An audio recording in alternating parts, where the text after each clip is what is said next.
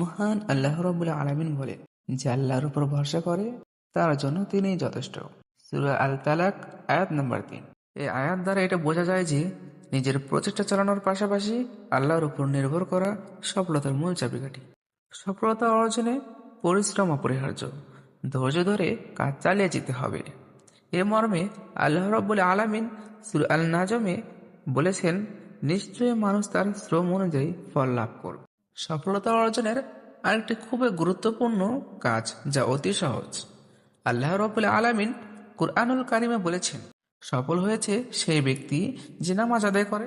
সূরা গাফির আয়াত নম্বর 60-এ আল্লাহ রাব্বুল আলামিন বলে, তোমরা আমাকে ডাকো, আমি তোমাদের ডাক কবুল করব।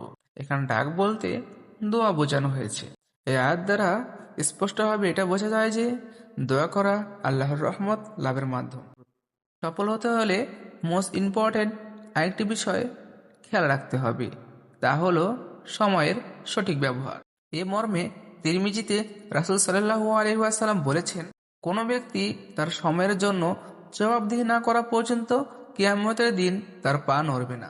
এ হাদিস থেকে এটা বোঝা যায় যে সফল হতে চাইলে সময়কে ঠিকভাবে কাজে লাগাতে হবে এবং পরিকল্পিতভাবে সময়কে কাজে লাগাতে হবে, পরিকল্পিতভাবে কাজ করতে।